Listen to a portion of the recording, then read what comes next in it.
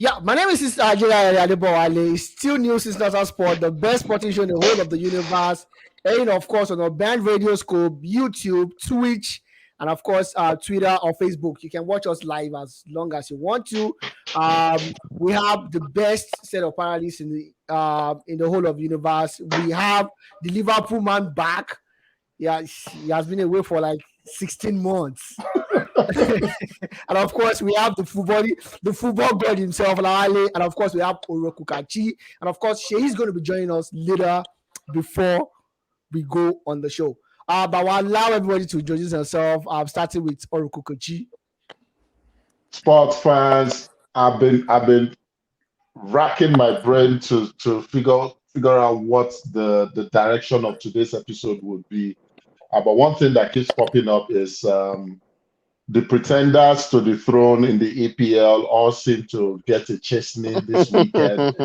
And not only did they get a chastening in football, even our dear Nigerian flag flyers in the different combat sports in the Nigerian parlance were treated water.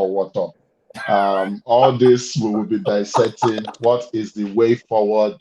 I'm more confident that Usman bounces back than AJ. AJ should probably consider going into punditry just like us. You will get to find out why I think so in the course of the show. Stay tuned for a good one. All right, perfect. Olainka. What a rush. It's great to be back, sports fans. What a rush. I mean, I just can't wait to delve into today's activities. The EPL is loaded. I mean, can Arsenal do the unthinkable? Can they win the title? we wait and see. Then the good thing is our boys, Kamaru, Usman, he lost. But I see him coming back. He got a flash kick to the head, which could have happened to anybody. But I see him coming back. Sit back, relax, and enjoy the rest of the show, people. All right, perfect. Wale. Yeah, hello, sporting fans around the world. Welcome to the show once again. I'm sure you are going to have an interesting 2 hours or thereabouts with us. Let me say it like that. A lot of things to discuss, especially from the footballing world. Italy, Spain, England, football is back, and congratulations to Arsenal fans. 3 wins in a row at the beginning of the season. Probably they should be title favorites alongside Man City as it stands today. Olale, what's going on? We'll give you reasons for. But I said Arsenal.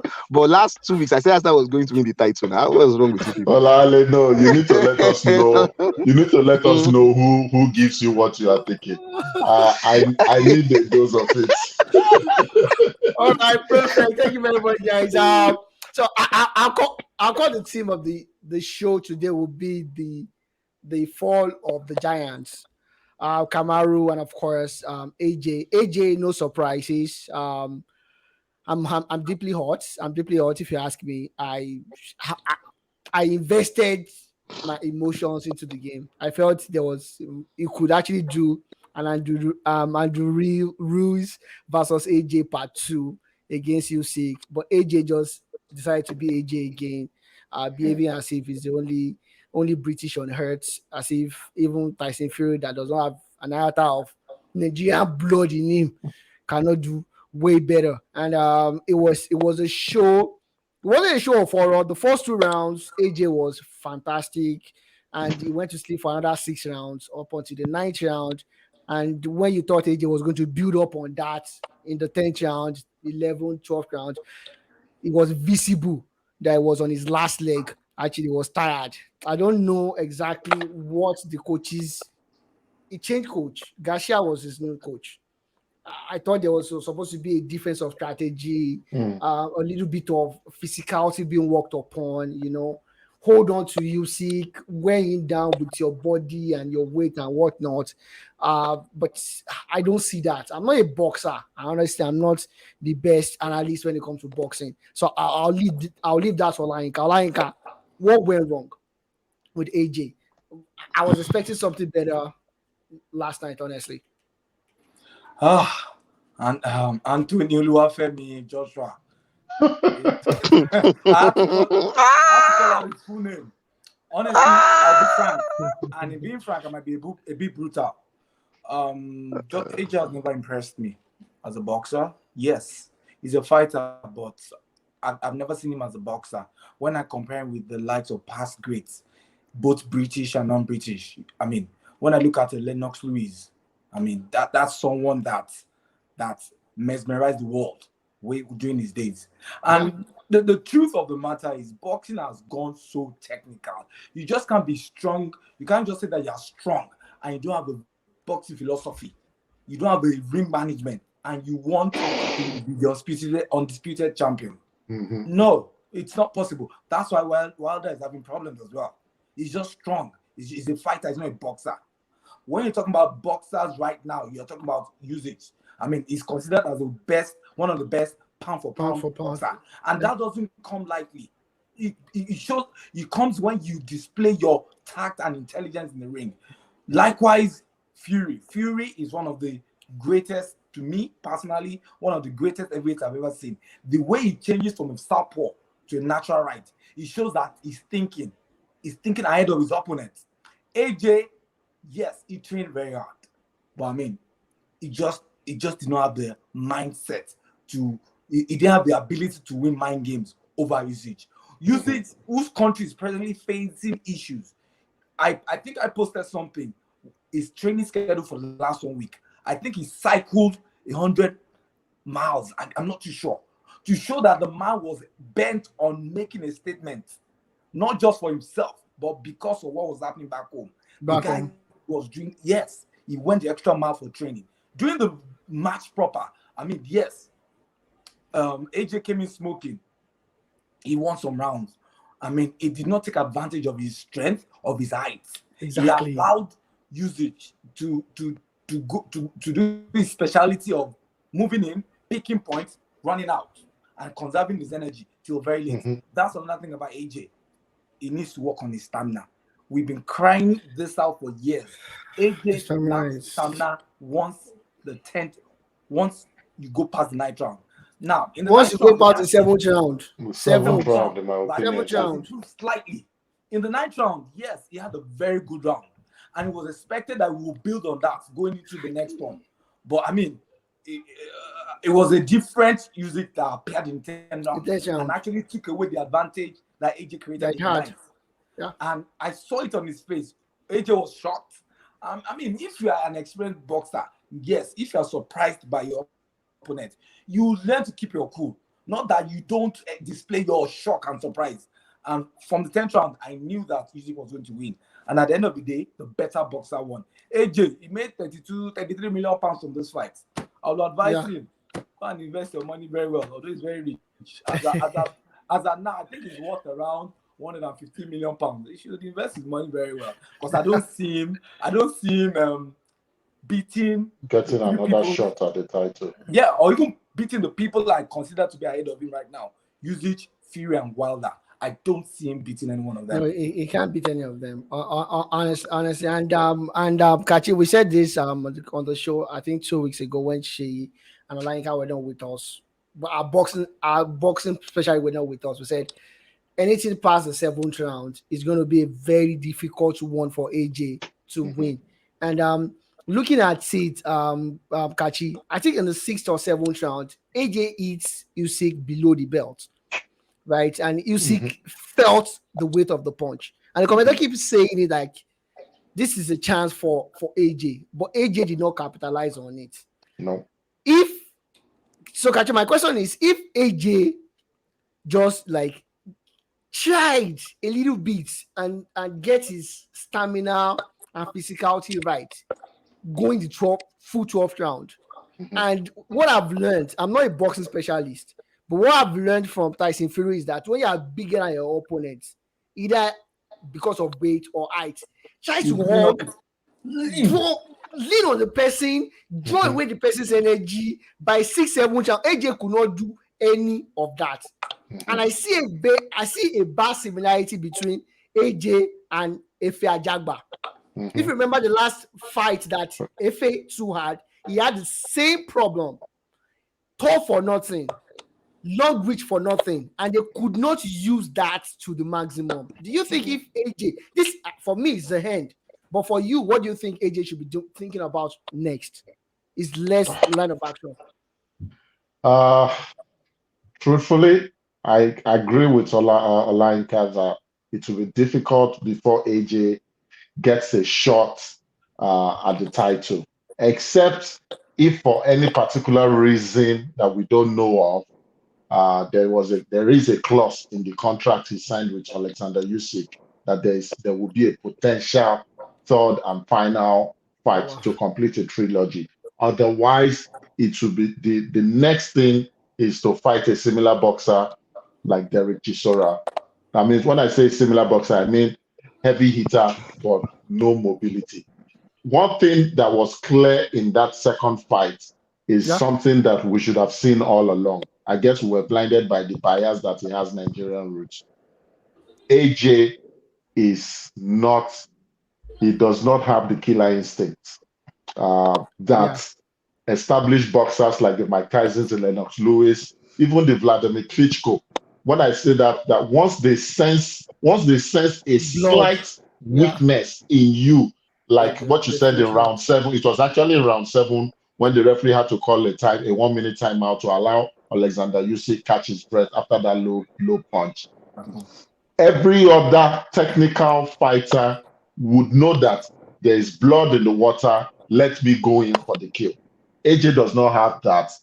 For all those rounds, it looked like they were even for a minute or two. And then there will be a 20 second spot where Alexander Usyk will just go in and get all the points Once that he helps needed. him win that round. And I was telling my wife, who doesn't watch a lot of boxing fights, but she's managed to see some of the major ones. She, for those listening, she saw the Manny Pacquiao Mayweather fight, back then or whatever. But she was able to watch this fight with me, and she was like, she literally looked at me and said, "Does AJ know that he needs a knockout to win this fight?" Can you And that is imagine? from someone who is not a boxing fan Fine. immediately saying that. So for AJ to be able to come back to the pinnacle of this career or this weight class, two Yeah, things has to happen. He has to develop a killer instinct. Secondly, he has to work on mobility. Throughout that fight, the only time AJ was able to put Usyk on the ropes was in round 9. Usyk kept moving, get his jab and move away. So it just told me, okay, AJ was working on strength, getting heavier, but maybe it's the weight that hindered his mobility. But I've never known AJ to be mobile. Possible. Um, so that he was probably just got heavier to the detriment of his mobility. His leg stance were too wide compared to Usyk's stance. Usyk's stance, both legs were always very close, letting you know that he was very fleet-footed and ready to move. He needs to work on that killer instinct. To your point, between Usyk and Fury, I don't think AJ will stand a chance. He probably will stand a chance against a Wilder. I'm not saying he will beat Wilder, but the okay. reason I say that is because Wilder has the same fighting. I don't want to call it style, but they fight the same way. That is, they rely on the fact that they are heavy hitters. Every They class. are not mobile. They are not. They don't fight with their brain. They get too emotional, and the emotions cloud judgment. AJ could not make on the spot adjustments, even when Usyk was getting the upper hand, and even when he had the upper hand in the 9th round, he could not finish it. Uh, I think this next fight should be Derek Chisora. I don't know, or Derek White or whatever, Dillian White Dylan rather. White. Dylan White. Dillian White Fellow should British probably be guy. his next. It should probably be his next fight, and let's see what happens. But to your point, Honestly. I think he will not smell that belt again. All Unfortunately, right. it's been a good run, but I don't Yeah, think yeah, he'll it's get the been it's belt been a again. good run. We have some Peters as well a couple of years ago. Not so many countries can tell us they have. Henry Akinwande was also a Exactly, champion, yeah, a belt holder exactly, at some exactly. point. So So not so many people can say they have so many world champions as Nigeria did. AJ is ours. He's a loser, yeah, but he's a Nigerian, and we accept him that way. Olale, AJ did a Kanye West at the end of with that meltdown. Was that necessary? Why was it? Why go No, around well, about how you could have the, gone to jail in let me reading and whatnot? let me just tell you some few things. I didn't watch the game, the fight yesterday, but Okay. I saw that rant, and I think I sent you a message on WhatsApp. Like, what's wrong with this guy? It was unnecessary. It was a bit. I think there was a bit of arrogance there. Probably.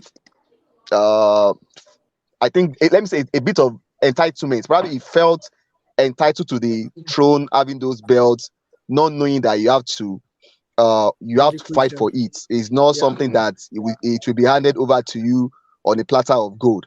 I saw something like I think one of the judges on that night was actually an Englishman who actually scored the fight in favor of Usyk. Yes. Of So it Oh, was music. yes. So I think he lost it. I think he realized it later on. I saw his tweets not too long ago on Twitter, trying to make a bit of sense out of it. Like he probably got too emotional and he lost his head. Yeah, it was very very unnecessary. But again, it has happened. There are things like that that happens once in a while where Mhm. the human being in us probably gets better the better of as us. in a better of us, and we just do some things that later on we just regret Regret. doing it. So I think for me, I think my own take for this is I think my own takeaway in this whole Anthony Joshua thing is for every story in sports, there is always context to it. Mhm. Anthony Mm. Joshua will be like he will be regarded as a former world champion. At a point in time, he had so many belts. Mhm. But again, probably if Anthony Joshua has probably, let me say, existed in some eras, probably he won't probably have smelled even a single Of bet course. The or even championship. be a 100, Yeah. 100%. contender, even a 100%. championship. So it Mhm. Yeah. happens like that. We see that in sport. We see that in every sport. Xavi and Iniesta retired without smelling the Ballon d'Or, Ballon the d'Or. Football of the Year. Lewandowski can probably can boast of one, or what do you call it? Luka Modric can boast of the other another one. So, but of course, that doesn't make them better than Xavi and what do you call Iniesta. him, Iniesta. Yeah. Xavi and Iniesta. So it's what was one of those things that happens in sport. Like I do tell people, the United team that won the league in 2011 will probably not win the league in any other year, including the year. Let me say Leicester won it. The Premier League was that bad in that season. So it Yeah. happens like that. You have eras where you look at somebody and I think before Joshua actually lost this fight or before this particular run with Usyk, Basic a lot of people have actually had this kind of reservation conversation about how good Joshua is really is. actually. It really is. So I think he should count himself lucky. History will remind him. I will remember him as The A former um, former champion. champion. Former a champion. former champion, and I Yeah. think he needs to look at the future. What does he want to do next? Couple of small fights and pick up some good dollars up and down, and just And plan move for on. retirement. Move on. Yeah. I actually gave him the excuse. I said for the rants, maybe the punches were too much and he became disoriented. That's why he went on that. Responsible. And honestly, Mhm. it's very possible. That was the excuse I gave to him when someone asked me on our official Instagram page. Of course, from there we'll move to another one. It was bad night for Nigeria. We tweeted a couple of days ago. Another person picking go chop Kane. But it was the one that actually chopped the Kane. And I think that's Kachi said that one. I think Kachi said that one. Was yeah, it no, no, Kachi or it were was you the it was one? it was it was Kamaru that actually tweeted it that Okay. another person picking go chop Kane. But unfortunately, it was Kamaru that chopped Kane against Leonard Ward. Kamaru was actually leading. Let that be known. That's until that kick to his head that knocked him out. Olaika, it's a sad day. I did not watch that actually because Joshua Hmm. killed my spirit. Yeah, Joshua killed sorry. Joshua Sorry. killed my spirit. I was like I said, I was heavily invested in Joshua. But like, what happened? What could Kamula have done differently? Or it was just one of those days. There's nothing you can do about it. Mhm. Well, there's a popular saying right now that when you win a title in Nigeria, I mean, be careful who you present your belts to. Well, in the case of In the case of Kamaru AJ, Usman. we know what happened, but Kamaru, we don't know whether he presented the belt to to people to thank them for what they did for him. Anyway, Yeah, going to the fight proper, Kamaru Usman is a fighter I really admire so much, and he's someone that I've seen his last few fights, and he's a level-headed person. He's technically and tactically sound, and I just think I feel so sorry for this loss. Coming on the back of the loss by another Nigerian, it was expected that it was going to make us happy. And the interesting thing is that he had actually defeated Leon Edwards in 2015, 7 years yeah. ago, yes, in their first fight. And it was expected that, yes, you know this guy's style. All you need to do is you're stronger, pick your points. And he actually did that. However, Leon Edwards is someone that you can't write off. Prior to this fight, he had won his last 9 fights. And that means that's someone who was on a mission. Was on a mission to prove the world wrong, to prove pundits wrong, and prove the bookmakers wrong. And it was unfortunate that Kamaru fell for one of the old tricks, whereby your opponent will feign you, will throw like a weak punch, whereby so that your attention will be focused on it. And the moment Leon Edwards came in with the deceptive punch, Kamaru opened up and whack, that was the next thing on his face. And man, that kind of kick, he sends people to the hospital. I even have that Kamaru, I think he was taken to the hospital because they believe that they had a slight concussion. That is the kick that if any one of us takes that, we'll sleep for 2 days. Kachi, I think you've seen the kick now, right? I just showed you the kick now. I made serious attempts to avoid watching that. But now I showed you, so you have to say a good thank you to me. Yeah, once you finish, I will chip it. Yes. Okay. Last minute, I mean, he was cruising to his 20th victory, Abi. 21st or 20th victory. I mean, well, everybody was already jubilating. Bam, he goes down and he lives to fight another day. I believe that there's going to be a trilogy fight and Kamaru is going to win. He has the mental, the ability, physical, and psychological ability to do that. To do it, unlike AJ. Kashi wanted to add something. Yeah, I think Kamaru just made a mental mistake in the final minutes of that fight. Typically, if he had been told by his camp that he pretty much was leading the fight, all he had to do was just play, keep away, and just try and just avoid takedowns. When I mean takedowns, like arm wrestling takedowns or close contact, and just try and work his jab. Unfortunately, maybe that message wasn't passed across. The same thing we talked about AJ needing a knockdown. I think that's where Kamaru's team got it wrong. I think Leon Edwards' team was pretty honest with him, and they made him know that you definitely need a knockdown if you are going to win this fight. When they fought for the first time in 2015, one thing happened. Leon Edwards credited Kamaru with helping him improving his game because up until that time in 2015, he was a very terrible wrestler.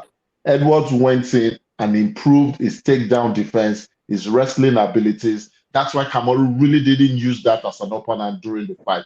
You could still tell that Kamaru was a better all-rounder fighter, but there are certain things that once you know you have it and you can do it better than the next man, you have to take advantage of it. Leon knew that he had the best, they call it overhead kick or something like that in the game, in that particular division now. Unfortunately, unlike the last style bender, whose one major technique is to wear down your legs by giving you a lot of kicks to that leg, such that even if you have that ability to kick slap anyone, with all the punishments you've taken, you will not even be able to raise your leg. That's not how Kamaru fights. Leon still had enough power in that leg to attempt that takedown. It worked. It may not work 9 times out of 10, but the 10th time he really needed it, it was a desperation attempt. It worked 34 seconds to the end of the bout. I expect Kamaru to bounce back. I believe Dana White knows that Kamaru is a bigger pool, a bigger draw in that particular division, and he Of course. should give him a chance to A redeem chance. himself. Of course. Of course. If they did that with Conor McGregor, they did that with Colby Covington when they all lost their belts. They should also do that to Kamaru. And I don't think he will make that mistake. This was a fight he was winning easily. I expect him to still win when they meet again. All right, perfect. Thank you very much, Kachi. Olade, I'm going to come to you now. LeBron has officially become the highest earner in the history of basketball, overthrowing, of course, you know who, Kevin Durant, from the throne. What we understand they had an agreement. His future was settled like a couple of weeks ago, but over the course of the week, they agreed the contract extension. I think if I'm not wrong, Kachi, correct me if I'm wrong. $91 million dollars extension for it. Now, behind closed doors, Kachi and I were talking about it. Said, looks like they've guaranteed LeBron that Ross Westbrook is out of the door. For him to like go ahead, I'm like, okay, I'm comfortable now. Whatever it is I want to do, I'm agreeing this deal and whatnot. And there's a future for us here to at least do something, at least challenge, maybe for the last time before he finally hangs his boot or whatever it is that they hang up in the NBA. Now, the extension was agreed and the extension made, like you rightly said, LeBron James, the highest earning player in the NBA. That's 2 years extension to his. I think he has a year 1 left year on his plus two. contract. Yeah. So I think that this will take him to summer of 2025. Is it 24? 24. Then if he exercises the option, it goes into 25. So it will take him to 25. Yes. You probably made a very good point about the Russell Westbrook. But beyond that, even looking at LeBron James as good as he is, as is a great, well respected in the league, I think his own options on he has limited options on his own part too. Yeah, 100%. If you make a survey among GMs today, who do you build your franchise around? I'm not sure LeBron will be in the top 5 of wood GMs because everybody's looking at LeBron game probably on a decline now, and which we have started seeing. What do you call it? We've started seeing some of those signs. LeBron of those days could have probably taken, what do you call it? When AD had that injury against the Phoenix Suns, which was 2 seasons ago, a LeBron of, let me say, 2015-16 would probably still have been able to win that series with the cast he had. But now that influence is going down. And if you look at something during the last season, most superstars of the opposing team are now targeting LeBron on the defensive end. So I think on his own part, I don't think he has that many options in terms of if he doesn't want to sign with the Lakers. I don't rule out the fact that the Lakers are trying to see how they can move on from Russell Westbrook. A lot of people have suggested the Kyrie Irving trade from the Brooklyn Nets. I'm not sure that if that one will see the light of the day. There is the Indiana Pacers deal that a lot as they've already talked about. I think eventually they will probably have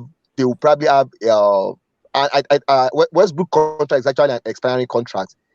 A team might likely want to take it up, and I think the last thing the Lakers are going to do is to buy Westbrook out of his contract. I don't think they have that money to do that. So they will probably look for a team who is going to take up his expiring contract. Probably. Yes, yeah. So I think a lot of people are looking towards the Indiana Pacers. There is nothing guaranteed for now. I think it's a very difficult position for the Lakers as it is. They are finding it difficult to. I'm telling you, because if it's something that is very easy, if it was something that's going to be an easy deal, I'm sure by now we must have probably out of a concrete. Yes, but as it is now, there is a likelihood that those three might say have to play together if no team is going to take it up. But again, there could have been assurance that there could be assurance behind the scene that we will try all our own possible best to see if we can move this guy. But if not, you guys have to probably Run it, run it again for run it One again for more year. another for another 1 year. another good, year. good luck, Yes. good luck with running Ross Westbrook for another 1 year. I wonder what. But Kashi, what happened to Ross Westbrook? It's like he's a wonderful basketballer. Nothing happened to Russell Westbrook. Oh wow. This has always been how Russell played all through his career.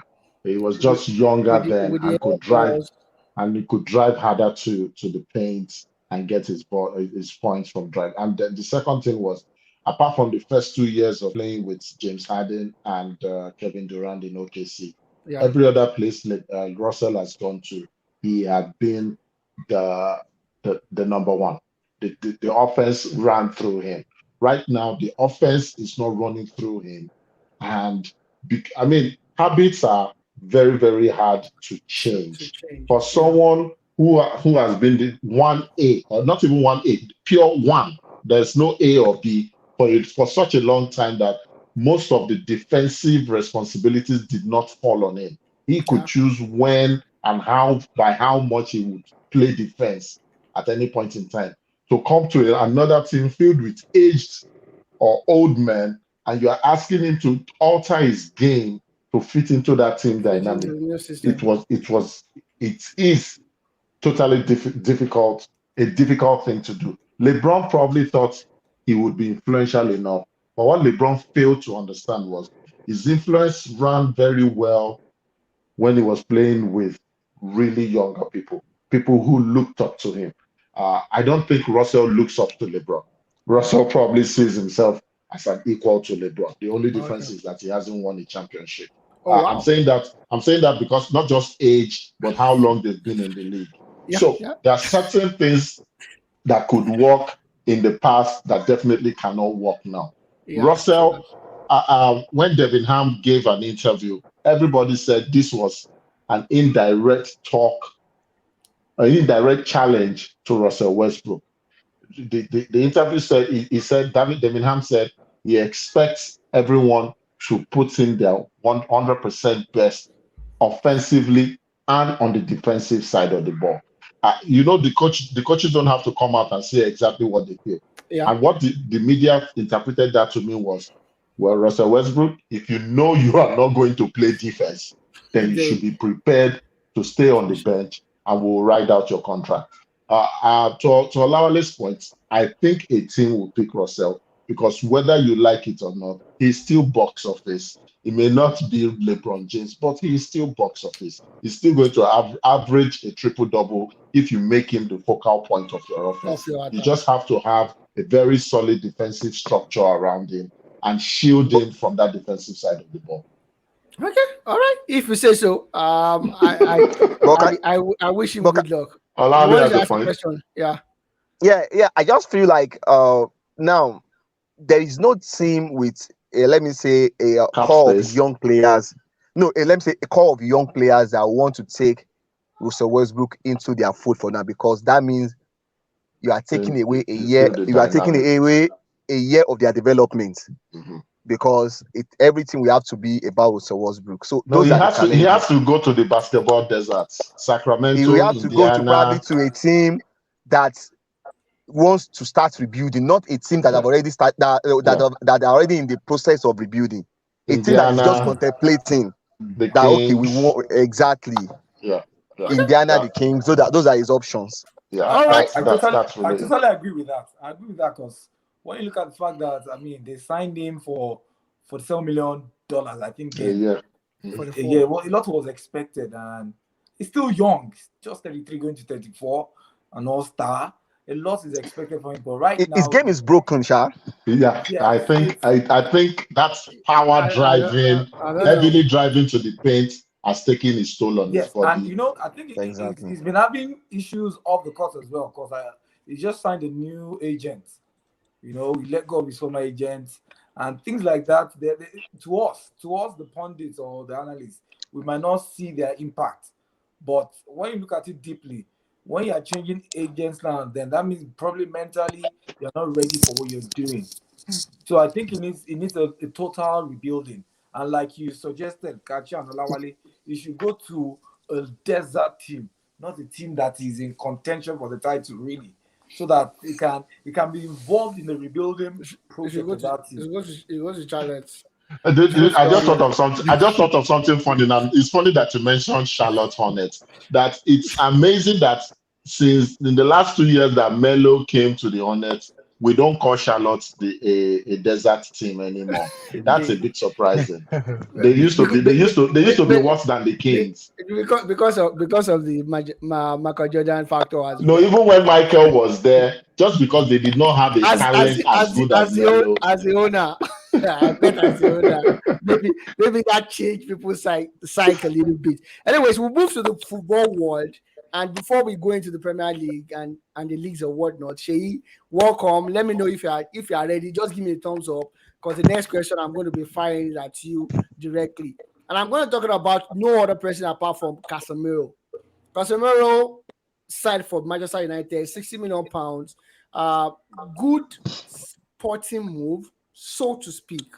Good sporting move, bad economical move for United. We are not even sure about the sporting move itself because things might turn around in the course of the year.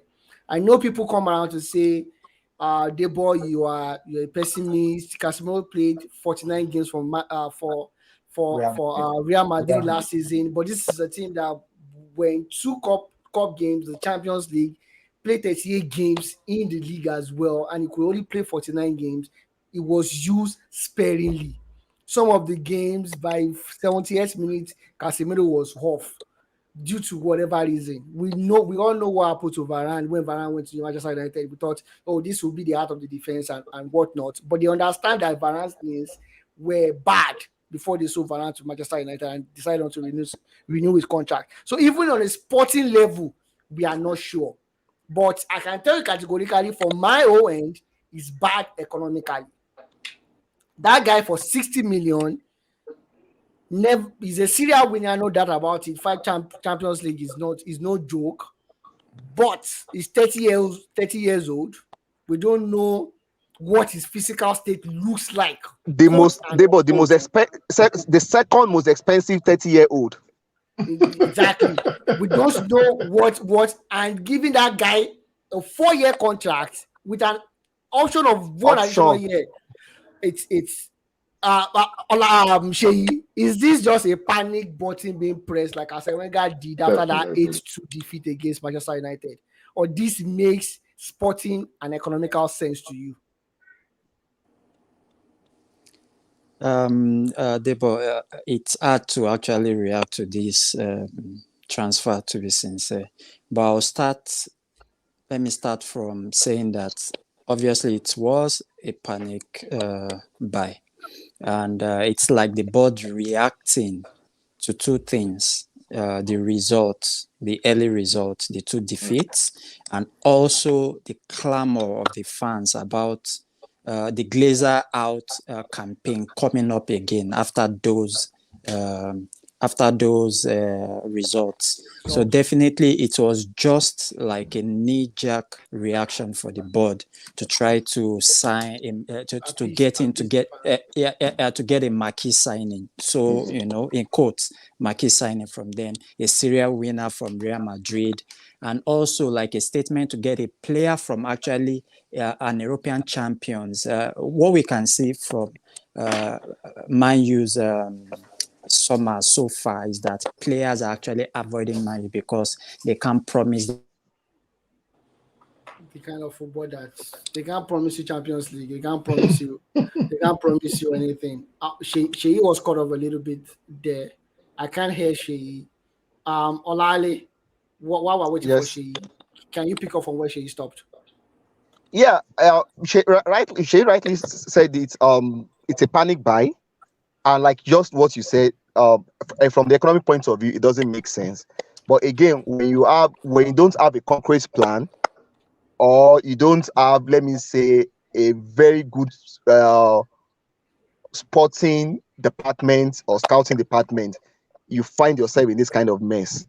Because if, like she rightly said, the board are actually reacting to two things: reacting to the bad result on one hand, and reacting to the campaign against them.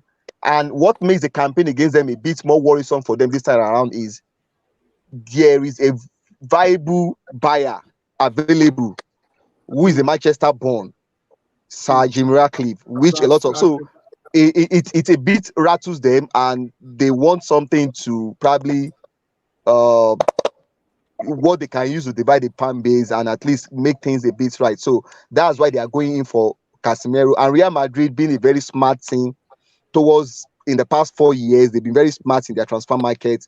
The way because if this deal was probably initiated some couple of months ago, probably Casemiro would not have shown interest. But there could have been a lot of other guys, just like Ruben Neves that you've suggested a couple of times. You could have probably Neves should be around 24, 25. I'm not sure of his age. Exactly. Yeah. You probably get him for almost that same amount or lesser. Yeah. It's somebody who is He probably has 1 more. year left on his contract. Wolves, Is somebody who is probably more used to the Premier League Premier League. than Casemiro. For Casemiro, we don't even know his motivation again as a footballer. For somebody who has won Champions League 4 times like that for Real Madrid, and you offered him that, you double his salary. Five. You double his salary. 5. Okay, sorry, but I'm not sure it was part of the 2014. It was on loan in Porto. He's been there since 2013. He also No, but he went on loan. He went on loan for 1 year, and that was the year he won the. He came back. He came back before Mourinho. He came back before Mourinho preseason. So he won the 5. He went back again. We can discuss that later. But what I'm saying is, we don't even know his level of motivation as a person again, right. Because it might just come here and say, "Oh, I'm there. I just want to do this. I want to do that." Money is enough. You understand? And again, the current state of United, there is a way that United squad will weigh you down if you are even coming with a positive energy as it is now. So you have to put all those things together. It's not going to solve everything, but of course, it's a right step in the right direction. It's just that from a economic point of view, it doesn't make sense. We hope from the sporting point of view, it makes sense. Yeah, that's it for me. I hope from a sporting point of view, it's going to be sensible, because it's going to be bad if Casemiro turns out to be another Varane. Exactly. I'm not sure you can't rule it out. Very well. You can't rule it out. You can't rule it out. It's possible. Something is wrong with him, and they're like, okay, just go. 60 million. The foolish people are paying 60 million. Let's just get it from them and whatnot. Because this is my goose against United.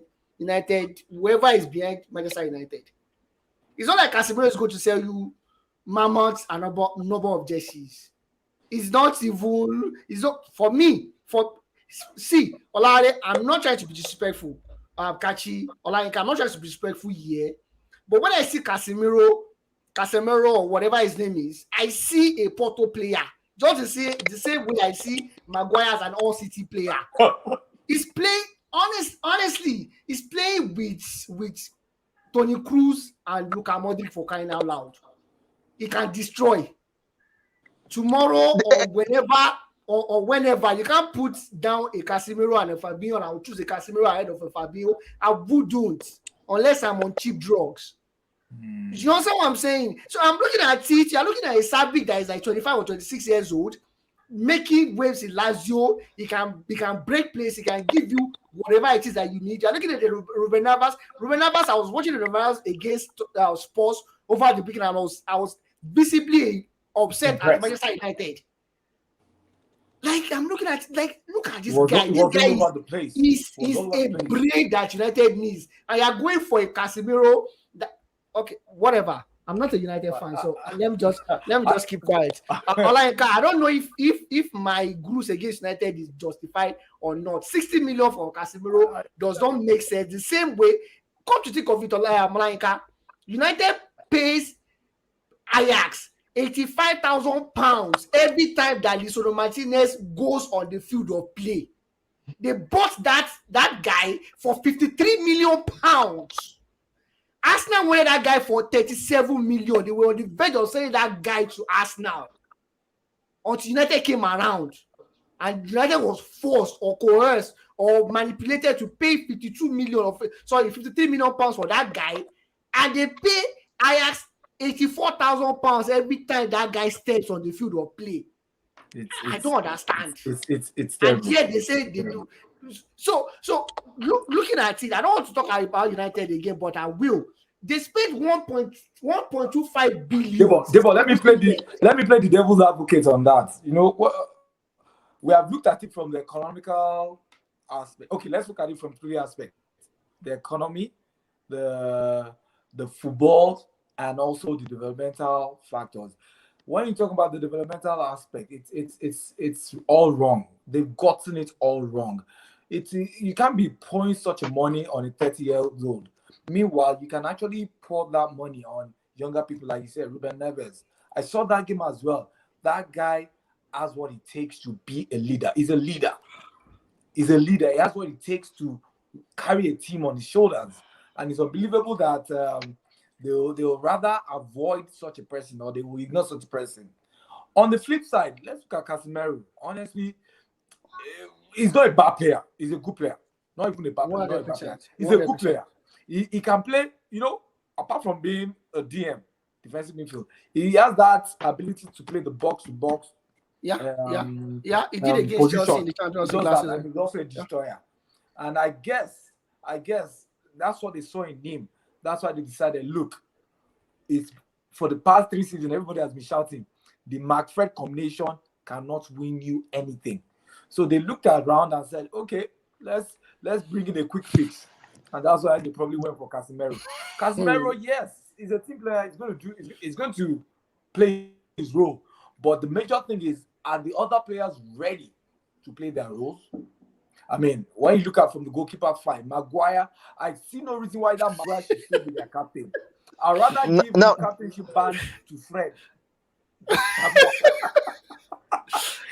Yes. Then, I mean, once Casemiro settles down, I have a feeling that if it's going to change fast, it's going to change. Something might change about United. Hopefully, if you can settle fast and bring confidence into that team. Okay. Kachi. Now, Debo. Okay. Before I go to Kachi, Kachi, what's your opinion about this? Like based on, let's just say, based on what Olayinka, Wale, and I said, from the sporting view, economical view, of course, developmental view, like Olayinka said, that is pretty straightforward though. Go ahead, Kachi. Yeah, economically, I want to look at it from the aspect of Real Madrid, and this is a fantastic piece of business done by the Madrid hierarchy, considering that they don't have to go through the dilemma United will go through. There are 2 ready-made replacements already on ground. Even Ancelotti himself came out to say, we don't have to fret. They have 6 really good midfielders, and between all 6, they can handle the rest of the season. It also tells me that it showed me the reason why Florentino Perez has been a successful businessman. He learns from his mistakes. He has not gone the route of crazy Galactico spending out of the ordinary money signing. The Florentino Perez of the past would have thrown everything but the kitchen sink at Mbappe to get him at all costs. But he was like, this is the maximum I'm paying for you. If you're not coming, I will wait 1 more year when you don't win the Champions League with PSG, and I will get you at a cut rate price. Now, sporting-wise, I think it's just one of the dominoes that needs to fall in place in United. That means they need someone with a no-nonsense attitude, someone that has recent memory of winning and what it takes to win.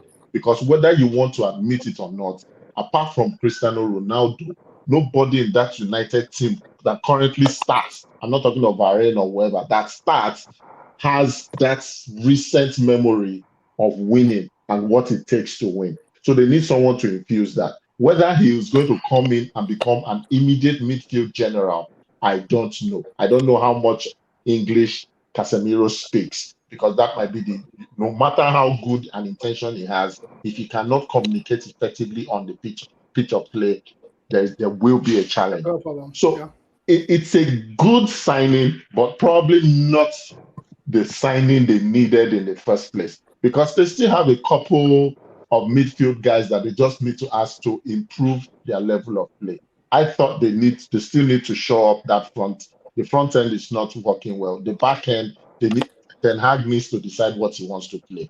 If you're going to buy Lisandro Martinez, you should not play him on the left side of a three-man defense when you have Harry Maguire, who plays on that position. Because let's not forget, Harry Maguire played on the right side of a three-man defense against Brighton and Hove, and that's what started the whole drama that we're in right now.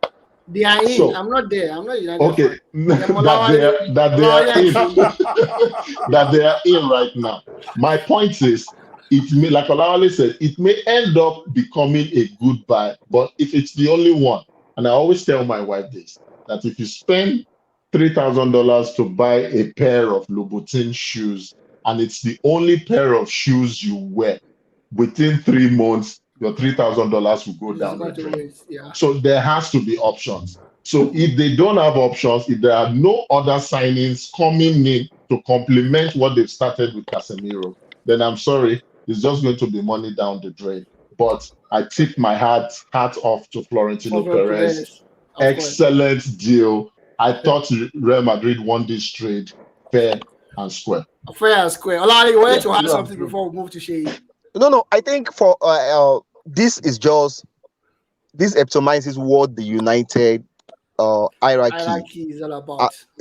It's all about.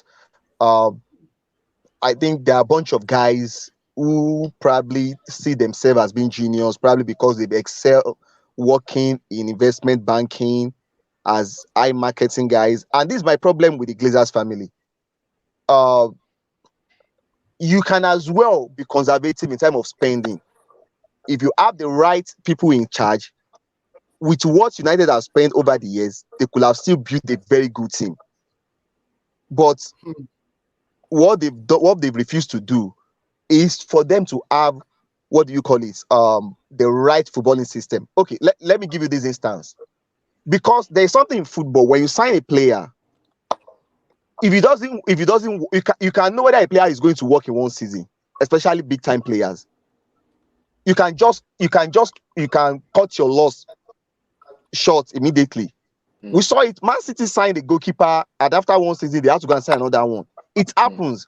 You can do that in sport. Now, Kieran Trippier was available in Atletico Madrid for less than £15 million, but United doesn't want to accept the fact that Aaron Wan-Bissaka was a bad signing. And even now, they are pretending as if Diogo Dalot is a world-class right back. That's even another problem. So, you could imagine if you could have somebody like Kieran Trippier in your team. Now, you won't complain of the right back problem. Look at the deal. Look at this. The young boy from Brighton that was offered to United some couple of years back, and even Antonio Valencia, who was a former United player, told them that he's a very good player. At times, if you look at, I think Brighton signed him for £5 million. How much United you can even throw away £5 million? So, if the Glazers are really interested in moving United forward, they are going to set up. You hand over the team to people that understand football. That was what the Sheikh Mansour. That was what they did. They were not the one running it. They had to get those, for them to get Pep Guardiola. They had to get those two guys who has worked with him from Barcelona, and they are running the club effortlessly. So if they are really interested in sports, they will not spend this kind of money on Lisandro what do you call this? On Casemiro, because a better footballing director, or what do you call it, or a better footballing setup, a football department setup, would have known what to do by now, and it will still be within that your very limited and moderate budget. But all you did was just to keep. Have you heard about how Edu Wood sometimes interact with agents or directors of some other, they've been reported that those other guys find it funny the way he interacts, he discusses football or deals with them. So for them, if they're actually interested in making growing the club and they want to be in the good books of the fans, they should hand it they over to know Guy the right Neville. they know the right thing to do. Guy Neville, Roy Keane, and Rio Ferdinand. Those are the guys that will move the club forward. Shay, I'm pretty sure you want to add something to that before we move on to other things. Debo, it is unfair. I don't know what Debo is doing today. It's torture. It's just torture. Yeah, No, no, he has 3 wins. He has 3 Yo, wins. Let him have his day. Can't He blame has him. 3 wins. realistically, Yeah. Olawale, and you know this. Sometimes people think I'm a Manchester United fan, I'm a Chelsea fan, because when I speak passionately about these clubs, it's wrong. It's mother of all wrong. These are teams that we grew up watching. We understand how these things work. It's no brainer. It's very simple. It's very, very simple. You have 60 million pounds. You can't go and buy Ruben Neves that has just 1 year left on his contract from Wolverhampton. To go and buy a Casemiro that played 49 games out of possible 72 or more games at Real Madrid last season. Debo, I think the United Araki. transfer issue Okay. is turning into a mess, and this is what caused it. They started late, and that is still what I don't understand. They have the money to spend, right? They decided to wait for the first 2 matches to happen before they started spraying the money about. Right now, I'm hearing that they are ready to actually pay for Anthony. They're still going to pay above board. They did the same thing for Lisandro Martinez, right? Yeah. It doesn't make any sense. Olawale said, in fact, Olawale already gave us the postmortem of whatever that is wrong with United. The people that knows about football are not making the decisions, right? And obviously, that is what is wrong. He mentioned a lot of agents and coaches and sporting directors having issues relating with Woodward in those days, and I totally heard about that, which was one of the biggest mistake Man U had over the years. They were unable to even sell a project properly. Why? Because a footballing person is not even selling it. So that is still the mistake, and I think that is where they should start from. Casemiro signing, let us be realistic about it. They are looking for something that is going to work right now without thinking about the future. Casemiro signing, if it works this season, worst case scenario, 2 seasons we are back to the Square same one. problem. Shayi, let me add something very interesting. United is stacking on players without doing the offload that Ralph Ragnick recommended. At some point, that house will become filled with junk. And I think that's the problem United is having. Phil Jones is still a Manchester United fan. Can you believe Yeah, that? so there's a lot of junk in United now that my take is let there be a net spend.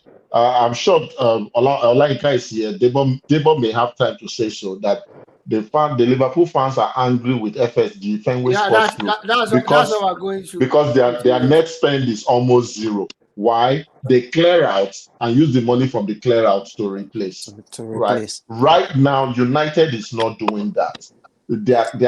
It's like when you have it. I'm sorry, I have a little kid, and every time he wants a new toy, the first thing we do is we take out those ones he has used his baby strength to break.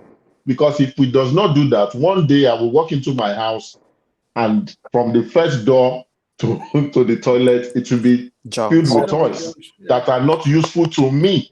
So right now, United has a lot of unuseful to United, not players that are not useful to United that they need to clear out, but they are not doing that.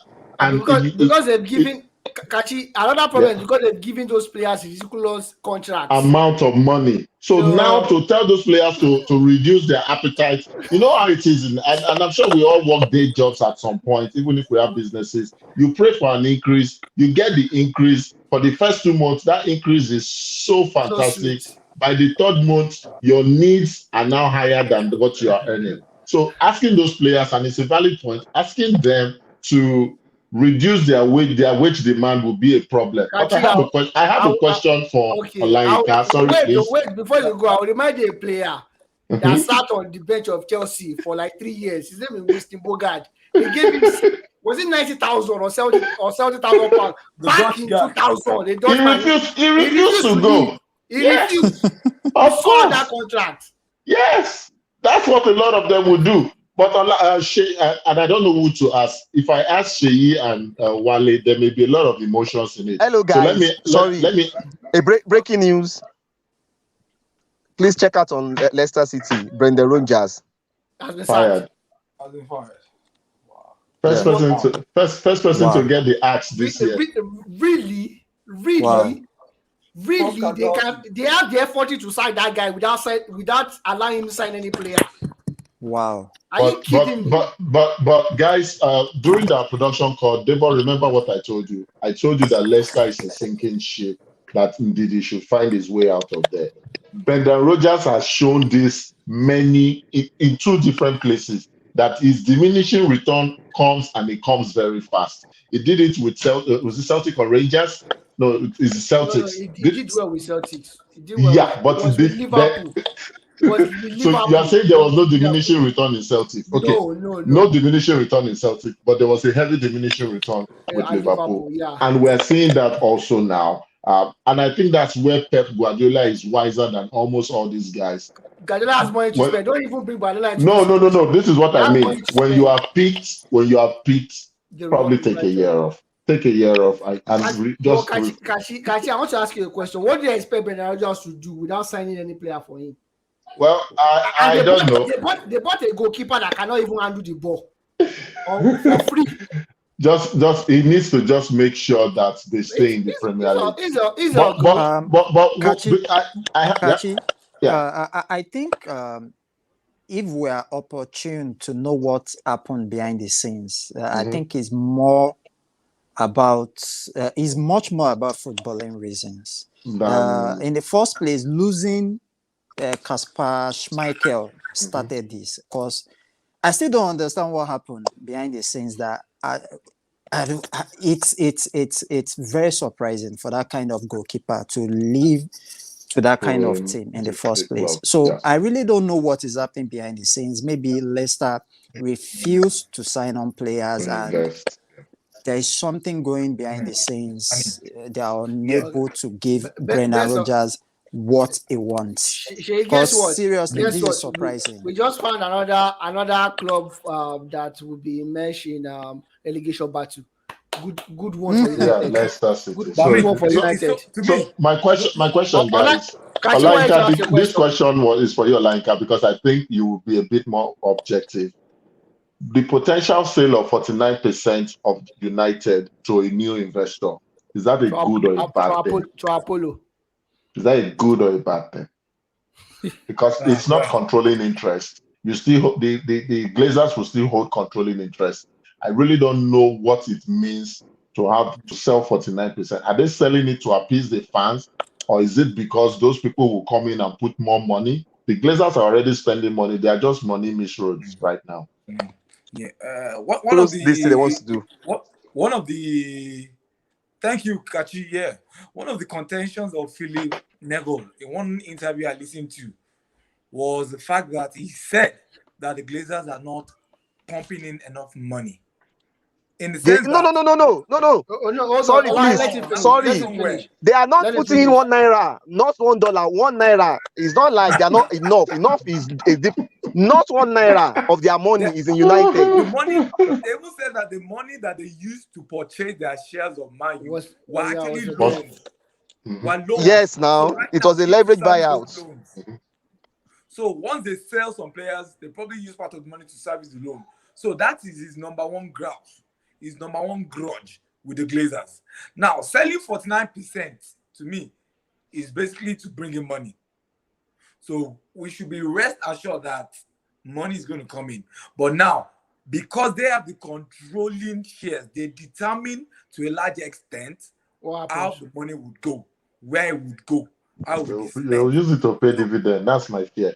So Thank you. effectively, they might not pump the amount that is meant to be used to administer the club vis-a-vis buy players, do this. They might not channel the right amount there and use it to, rather they'll channel the amount towards satisfying their business needs, their business objective, which is to make more money. So effectively, it might not show, there might not be any difference when the money comes in from the new shareholders. But however, fan power is still available. I have a feeling that one day the whole of England will gang up against against the The Glazers and they Glazers. will be sent packing. But before that day comes, I would suggest that they send out Maguire first before that day comes. It's amazing that there will be a Casemiro, there will be a Ronaldo, there will be a Rafael Varane, and all three will be captained by Harry Maguire. It's And it's absolutely Anyways, shocking. that's good. Moving to other things, and Alawade, I'm going to come to you for this one. There's a trend on Twitter right now, and that's FSG out. That is the ownership of Liverpool. And What's honestly, going on? looking at it from looking at it at glance, you're like, what the hell is happening here? But looking at it in depth, you're like, okay, these fans are actually very correct. What Liverpool does is, and I'm pretty sure you pointed this out before. I can't remember on what edition of the show you pointed it out. They sell 200 million pounds player or 150 million pound player like Philip Coutinho, and buy player of 140 million or 160 million. So they have an investment of like 10 million pounds. So they are indirectly they are not putting any money in the club. Sell Suarez for 77 million or 97 million or whatnot. Buy three players with that money. They are not spending anything. And now we've seen crisis. We've seen crisis twice at Liverpool. Another one is brewing right now. The first crisis we saw was a couple of years ago, I think 2 years ago, where they were whitewashed by Aston Villa 7-1. VVD had injury. They had injury all through their defense. And what did they do? What did they do in January? They brought in Nat Phillip, and I've forgotten the name of the second guy from the lower division. They could not spend money. One Turkish guy, One Turkish Ozan Kabak or something. Oxaga back, yeah. Those are the guy that they brought in. Now Yes. we have a potential midfield crisis again, and they are not saying anything about buying players. And Klopp, foolishly like Arsene Wenger, is coming out to say we are good, no problem. And that's the same thing Arsene Wenger did for donkey years. And every Arsenal fan blamed Arsene Wenger. And they put out news that Arsenal has 150 million to spend. And I'm like, Arsenal is not spending the money. The money is there for Arsenal to spend. But there's no money for him to spend, as a matter of fact. So now, do you think the Liverpool fans are justified to say these people should go? Or spend money? Spend money or go? I think what the Liverpool fans are trying to do, I think, might not necessarily be wanting to send the FSG away, but probably just to put them under the spotlight and put them under pressure to release funds for the manager. Because to be fair to them, in as much as they have a very similar model to running football, to running the club, just like the Glazers, but them have a very good footballing structure. Liverpool has a very good footballing structure, a very good scouting team, a very good head coach, and they have a team that is probably doing very well for now, which I don't think they want to jinx. So I think I'm not sure the fans really wants them out, but I just think they probably want to use the opportunity, considering the fact, I think the last thing the FSG will want is to have their name, to have them to be compared or to be put in the same book or the same sentence like the Glazers. The Glazers are the bad boys of Premier League. Of Premier League. So I think that is what, and again, for the fact that Liverpool is playing United, for the fact that Liverpool is even playing United tomorrow again makes it makes it a Yeah, bit. yeah. They are planning to stay the workout for 19 minutes before the game against Manchester United tomorrow. As a matter of fact, the fans. So I, I think they wanted to put them on the spotlight. We might see them to probably coming out because I just don't Spend know. Olale, Even even they Liverpool should said spend this that money. that's Nunes money save. I don't know what led them to that. Debo, Olawale, you're Olale, actually go on the ahead. right track. You're on the right track because right now the the relationship between representative of the supporters and FSG is quite cordial. In fact, they just inaugurated the supporters board meeting. Supporters board. They just inaugurated it. They've elected a new president, and one of the fallouts of the meeting they had with FSG is that 4 times in a year they will be having meetings, key meetings, whereby they'll trash out issues relating to player purchases, funds being used. So really, it's still cordial. I mean, as of now, we are winning. Liverpool has been winning titles, so it's still cordial. If Liverpool goes for like 3 years without any title, that is when things become a bit hostile. And the money on Nunes, no comments. I don't want to say what I think. Because I personally think Liverpool has not done, the FSG team has not done bad. Yeah. Unlike the Glazers that give you a semblance of spending money but still continually pay themselves dividend, the FSG group, for every money they get from selling players out, they are plowing that same money. Their net spend may be zero, but they are not leaving the house bare. They are Empty. filling it with quality players for the right value, bar Darwin Nunes, which is probably the only time I thought it was a bit knee-jerk.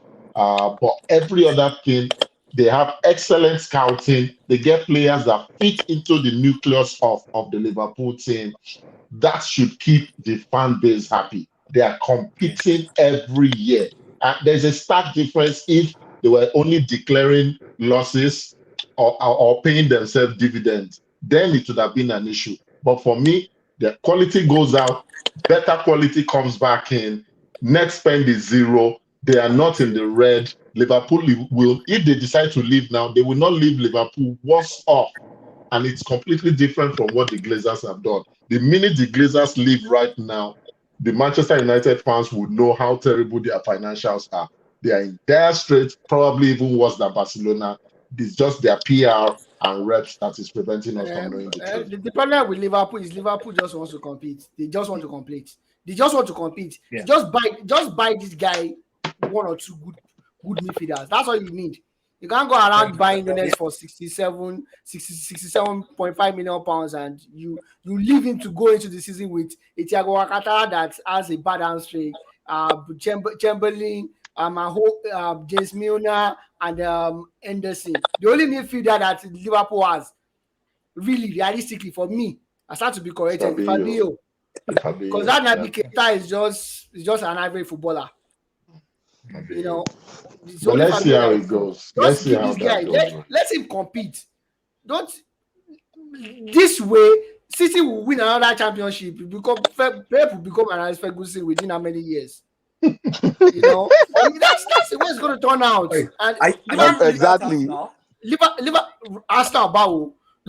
Arsenal are going to win the league this year. If the season ends today. Exactly. The season ends today, Arsenal is going to win. You know, we know Arsenal. Arsenal is just Arsenal. But I think Arsenal is going to win the league, Sha.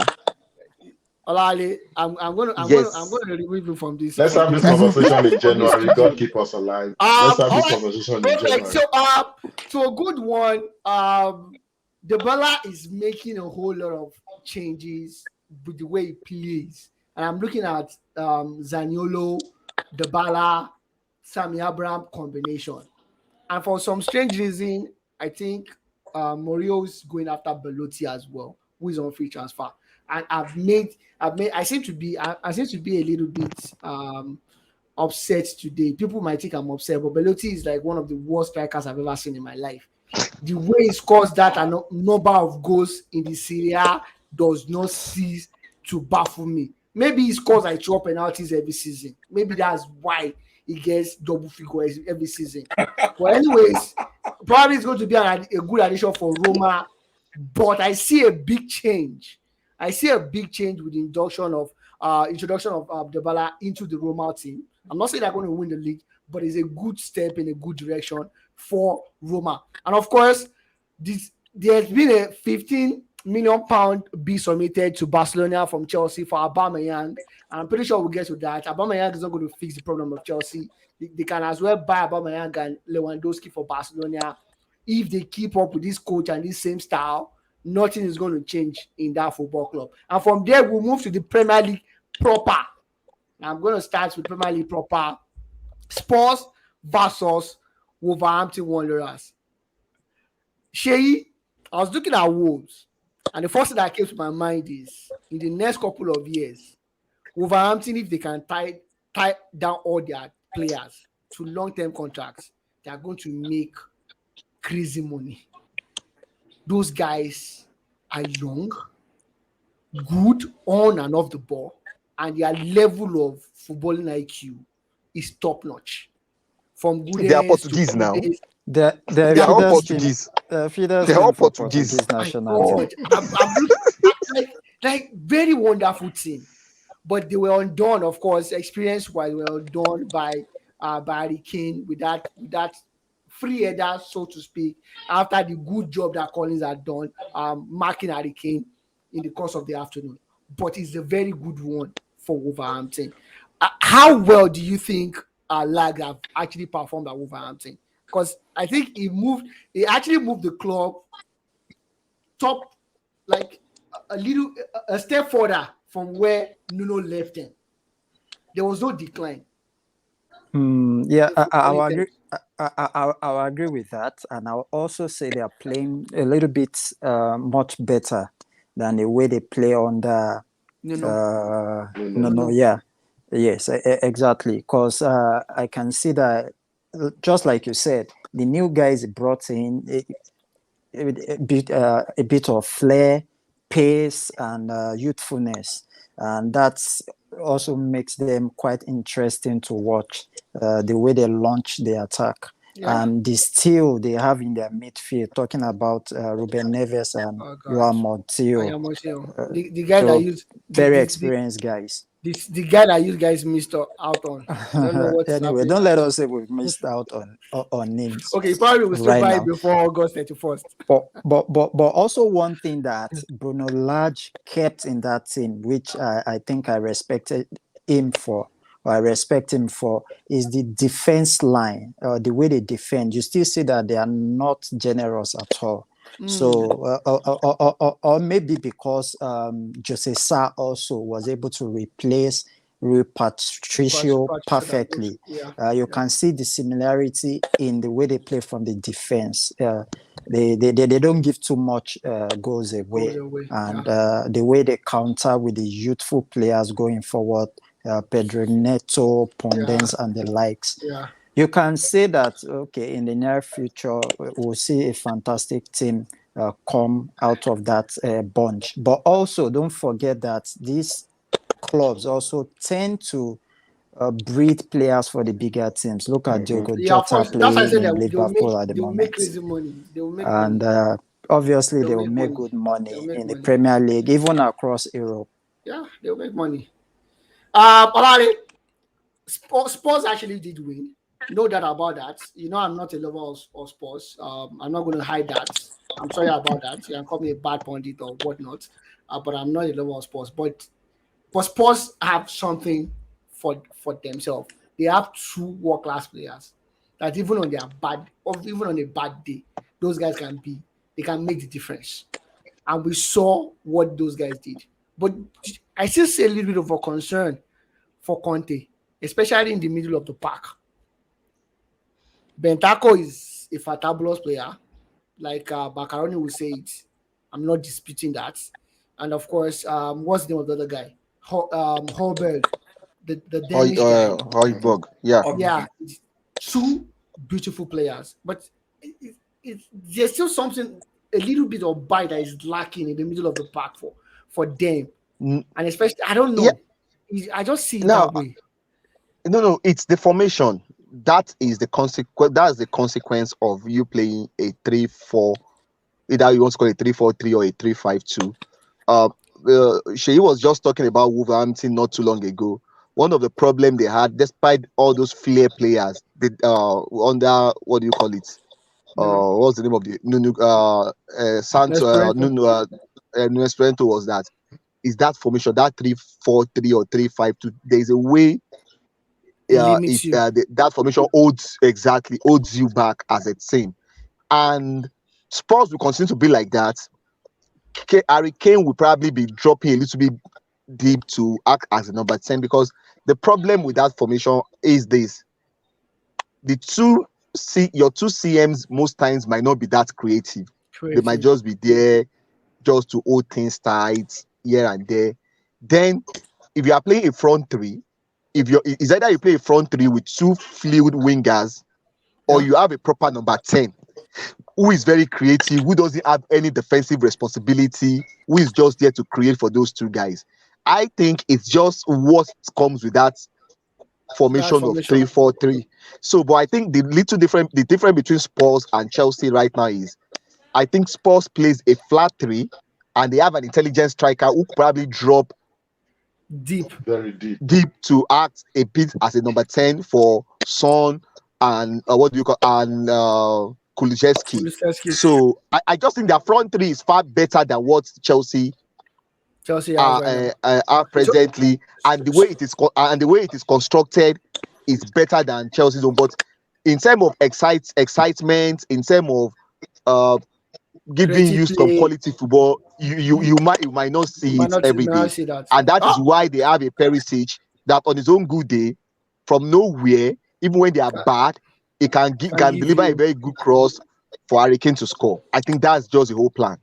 All right, perfect. Thank you very much for that, Alali, and thank you for shedding light into that. Alali, I'm going to come to you now. Everton versus Forest. Forest joined the first blood before Gray actually equalized for Everton, and my focus on the day was Gordon. Gordon, they had a 45 million pound bid rejected for Gordon, right? By Chelsea. God done. I'm looking at it like, is this guy? Who is this guy? He reminds me of Francis Jeffers of Everton. Like, who's this guy? And they are bidding 45 million, and they reject. I'm like, you rejected 45 million pounds for this boy? Maybe I'm seeing something everybody is not seeing. But if Everton continues this way,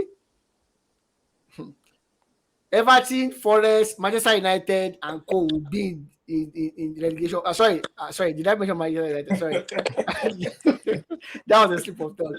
Everton and Forest and the likes will be in real trouble across the season. Yeah, you're not far from the truth, Debo. You're not far from the truth. I mean, at the beginning of the season, the first month, when I saw Anthony Gordon with the number 10 shirt, I was like, "What? Is this a friendly?" I mean, it's unbelievable that a personality like Lamps, our good old coach, the coach Frank lamps, Lampard, yeah. it lamps. It's unbelievable that at the beginning of the season you sell one of your top player for the past season. That's Richarlison, and you don't replace him. You don't replace him. That's a problem. Maybe he asked for money to buy a player, or maybe he asked for a particular player, but the club couldn't afford it. That's another story entirely. But looking at the team sheet of Everton now, it Mission how should I put Impossible. it? There's a lot to be desired. When an Anthony Gordon is being offered for 45, someone that was a substitute last year, someone Is that it has not British? entered the English Of course, spring, you are still asking that or question. whichever The country is dynamic. from, Case closed. Case Is closed. whichever is a country is British. from, he has not made enough impact, and yet a lot has been put on his shoulders. It shows that they are planning to fail. Everything is simply planning to fail, and I'm telling you, they are going to fail high. they're going to fail hopefully. I mean, a Rondon is still your top striker.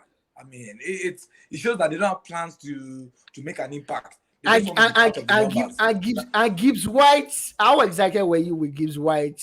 The guy that guy potentially could cost Nottingham Forest like £42 million, although they paid £25 million upfront. But of course, it's English. He came in and was influential for that goal. Gibbs White. I'm pretty sure that will be Olawale's new adopted son. Moving on, Kachi, I'm going to move to you now. Leicester City versus Southampton. Southampton coming back after the Madison goal to defeat Leicester City. Thanks to Shane Adam brace 2-1 in finish on the night. And we just heard from Olawale now. Just give us the breaking news that Brendan Rodgers parted ways. Yeah. Hello, Debo. I think it's not confirmed yet, but it's likely to happen. Sorry about that. Oh, okay. Thank you. Like it's likely to happen, whichever way. But I'm looking at it, and I will still stand on it. It might seem like I don't want to use that word, but you know the word I'm trying to use. But how do you expect this guy to pop? I don't understand. How do you expect him to? You expect this guy to just conjure a miracle? You see people like Shrewsbury, sorry, Avin Barnes. He brought all those guys from the academy or whatnot for cheap, and he's performing miracle for you guys. But still, you want him to continue performing the miracle with Ndidi and Inayacho and Daka. And the 37 or 38-year-old Jamie Vardy up front. I don't understand the thinking at Leicester City right now. Kachi, maybe you have a better idea.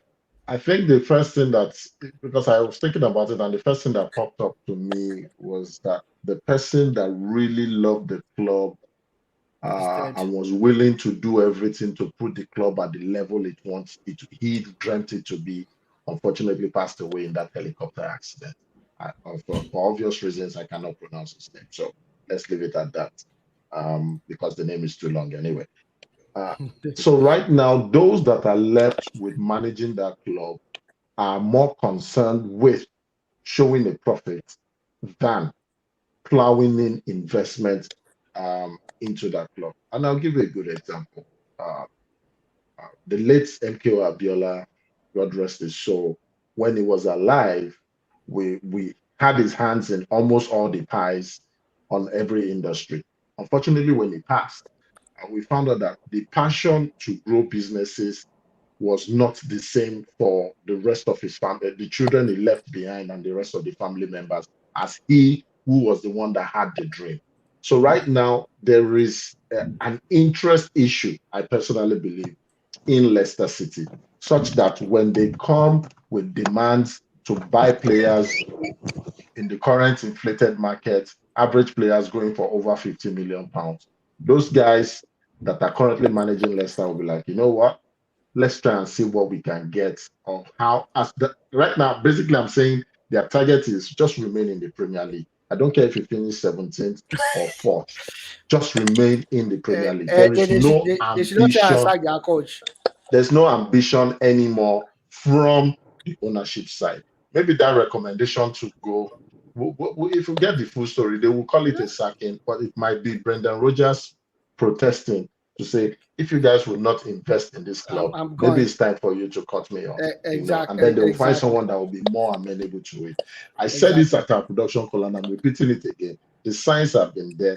The current owners, yes, they won an FA Cup. They were not expected to win against Chelsea. But that person, whoever it is running that club now, is not the one that saw the dream to invest in Leicester in the first place. It's going to be difficult to pull out the money and spend on players because they don't have that.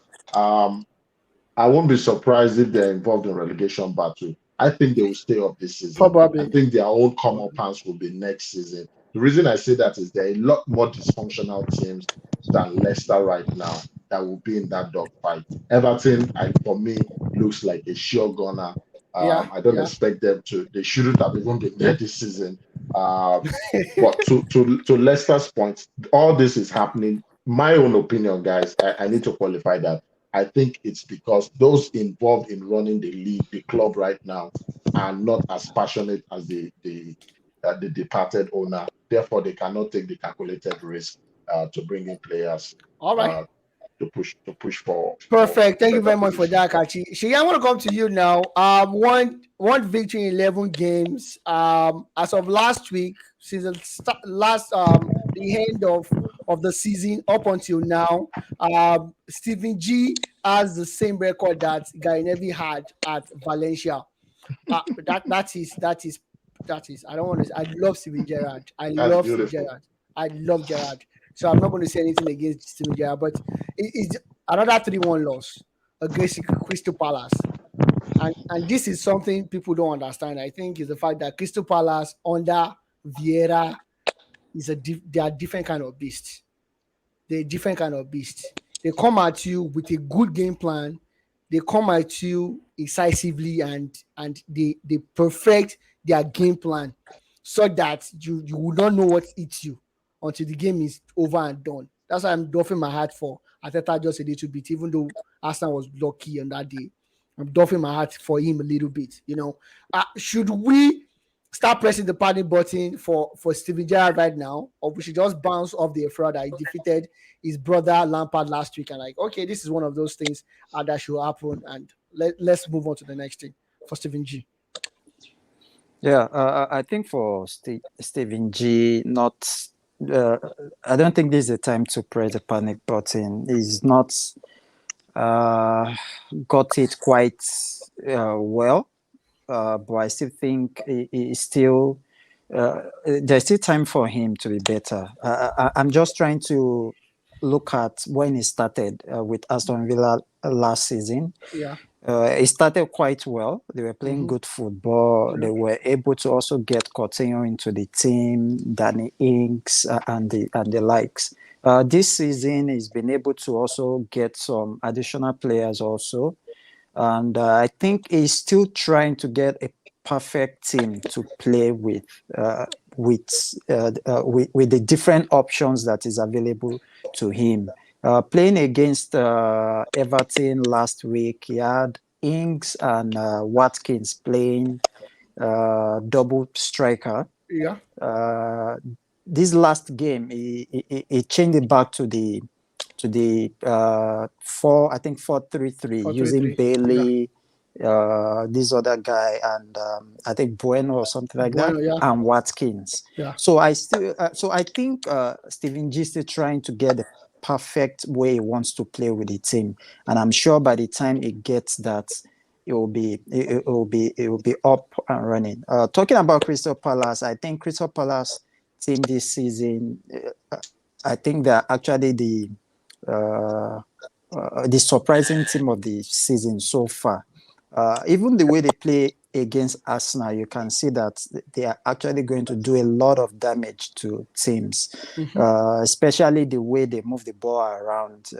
We discussed this last season about what Patrick Vieira brought into that team. The way they pass the ball around. And I think Zaha this season will also be one of the guys Is to he your look at. FPL team already? Not at the moment, Not but at I'm the moment. actually having a rethink. I'm thinking about it I'm having a myself. rethink. I'm thinking about it Actually, myself, but they are playing 'cause against the- Man City next. So I'm like, I'm gonna wait for one additional week. But Man City already showed us this weekend that they can actually concede. Concede goals. So the only thing is Man City will outscore you. I don't trust But you. I think they can. You're setting me up to go and buy. Anyways, Kachi, I'm gonna come to you for this one. We said it at the fan zone when we're talking about Chelsea. I think I call it a small screen. I thought someone is a small screen. Why don't you let Olayinka talk about Chelsea? I said it was a small screen. He came in to finish up whatever, to find a remedy to whatever mess Lamps created. Fortunately for them, they won the Champions League, and people keep telling me that they got to 2 cup finals last season, the Carabao finals and the FA Cup finals. But what they don't understand is, even against the championship teams, Chelsea played penalties against everybody till they got to that finals. They played penalty against everybody, even the championship teams. And that's one of the reasons why Kepa was put to keep in the final. Like, take it out. Okay, let's reenact whatever it is that we had before now. And I think there's still a problem. There's a problem in that Chelsea team. You are coming in.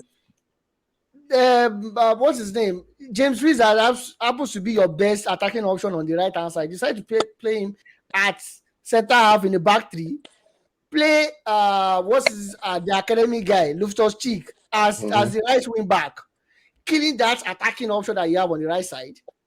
Cucurella was on the left. Cucurella did what he could do, but the fact that you don't have any attacking player in the center of the midfield is a problem. Gallagher, for all Gallagher can do, Gallagher is in Chelsea right now. He's not guy at Crystal Palace. There's a difference between the two teams. Yeah. Different kind of pressure. And you're playing Sterling and Kai Havertz. I don't understand what Titi is doing. I don't understand his philosophy. Is this a kind of protest to the Chelsea board that, guys, you need to get me player? Because at the end of the day, he had to bring on Akin Pulisic that he wants to sell to Manchester United. Ziyech that as of last month agreed a deal, agreed personal terms with AC Milan. And those are the kind of players that are relying on. So that means if those guys decide to go tomorrow now, Chelsea are like more problems for Chelsea. Catchy. Truth is that even when we did the fan zone, we knew that the way Chelsea is currently constructed, they will not compete. For some reason I cannot explain. Customer Tuchel came highly recommended. He did a really good job in Dortmund. Let's not forget that. He did a decent job in PSG. So it's not that he's bereft of ideas. I think the biggest challenge right now is not everybody in that team is buying into that philosophy or whatever it is he's doing.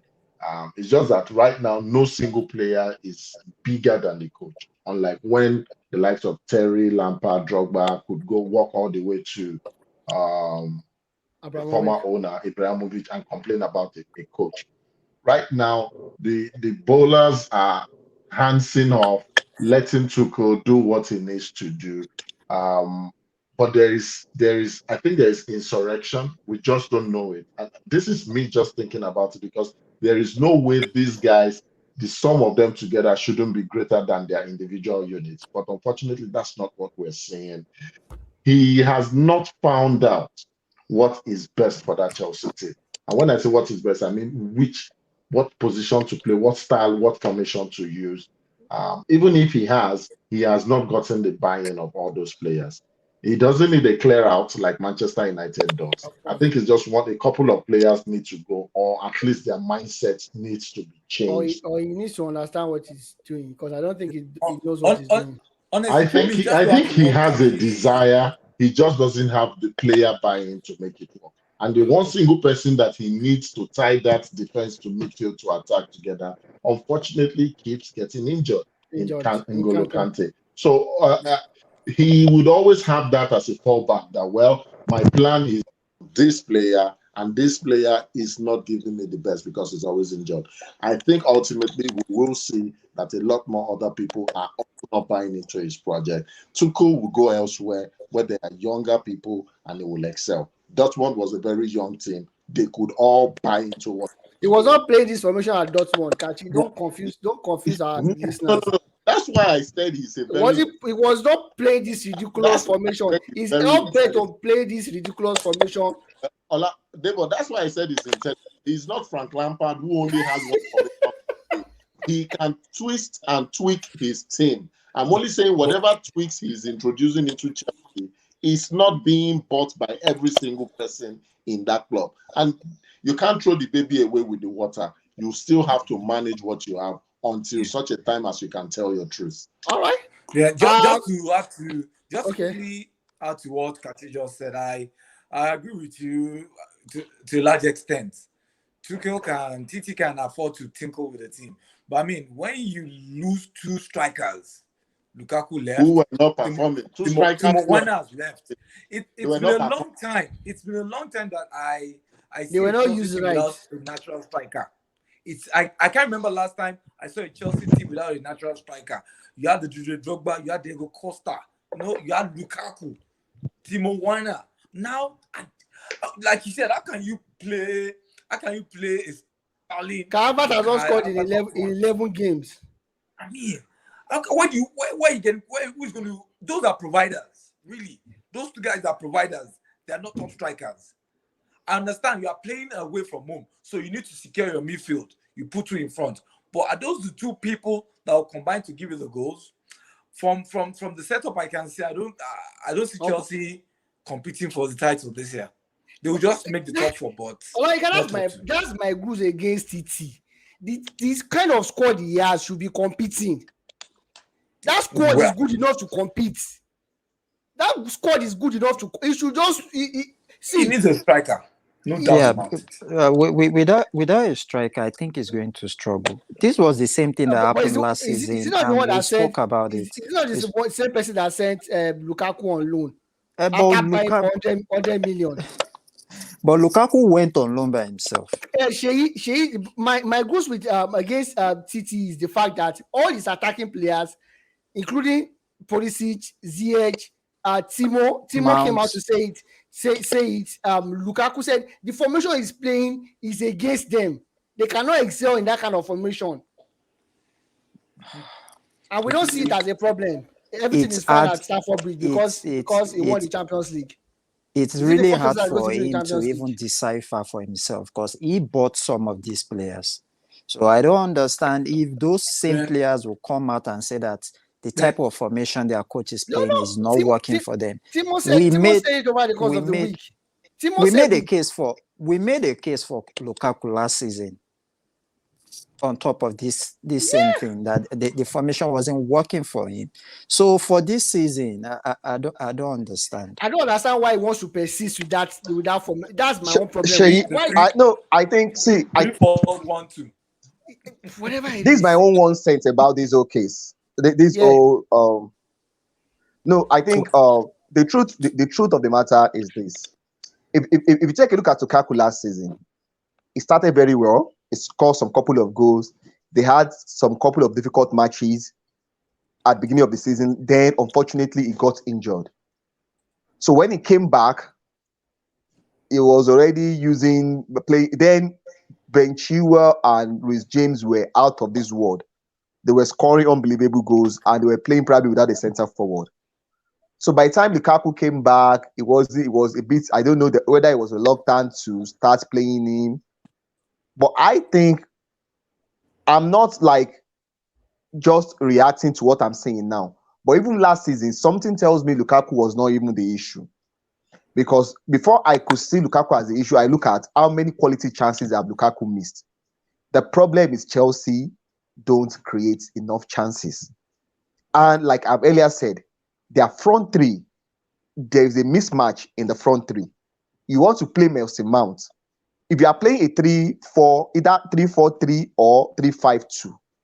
Now, Mason Mount is more of a 3-5-2 player, like a number 10. But how creative is Mason Mount? Now, you play Mason Mount, who probably wants to play like a number 10, but not that creative. And you now want to play two guys, probably a center forward, that's last season, and another player who wants to play from the wings. So it's a very, very not balanced combination.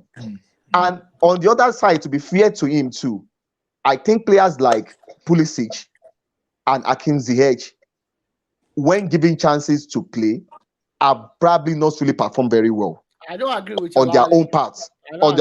I know. I think I can say this categorically about those two of them. So, in as much as the formation is not working, I just think his biggest mistake was probably letting Lukaku go.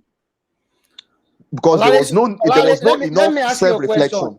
Let me ask you a question. So you're telling me that for TT now, as a top-class coach, world-class, so to speak, it's going to take him 2.5 years to understand his team and tell us. No. I'm not leaving him off the hook. Okay. Like I said, I'm not leaving him off the hook. I'm just saying to be fair to him on the other side, because when teams struggle like this, sometimes the issues are more than one thing. His own tactical, formation, it's a problem. On the other hand, trusting Kai Havertz for me will be his greatest undoing this season, because I had my concern. He has never been prolific. He's not going to be prolific. and this is not the team that creates multiple chances that you say, okay, if like Sterling plays when Sterling was playing at City, they can create 15 chances for him, and if you score 1 or 2, it's fine. But now it's going to be hard. Chances are doesn't come. So I think he needs to set up. He needs to set up the team in such a way that when they play a normal team, we'll see the team creating a lot of chances, not just waiting for corner kick or Reece James to pop up from the defense. Because I said it last season, I said this Reece James and Chilwell goal scoring form will not continue forever. You need to fashion out a better way of playing.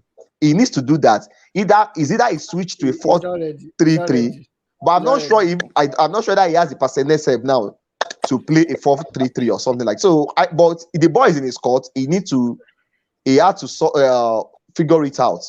Anyways, for me, I don't like think, you said, I I think the only saving grace for you. I'm sure if Abramovich was still the owner of Chelsea today, Thomas Tuchel will probably be sacked before game week 6.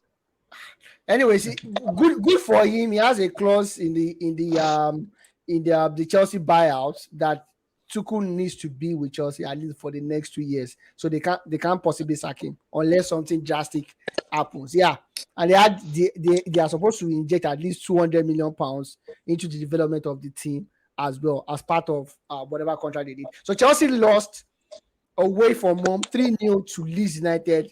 Olale, you need to apologize to the Americans. Aaron Saint scored one of the goals for Leeds United as well. And to the game, the Americans are actually playing football.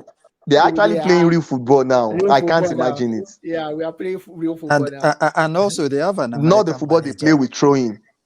Oh, wow. That guy's an American? Yeah. Oh, really? Yes, now Jesse Mark is an American now. That was why I said, Kachi, remind them of what I said that day. That it's only an American manager that can manage a team that will have 2 Americans playing. Oh, wow. I thought it's British. No, Jesse Mark is an American. Oh, nice. So the Americans but I think he has worked with RB Leipzig and all those RB Salzburg for a bit of time. Yeah, okay.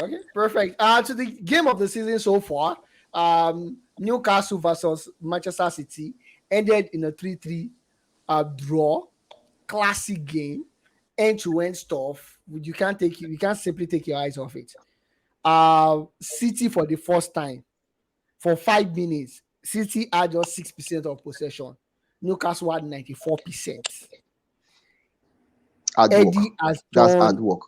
Eddie has done a terrific job. Take it or leave it.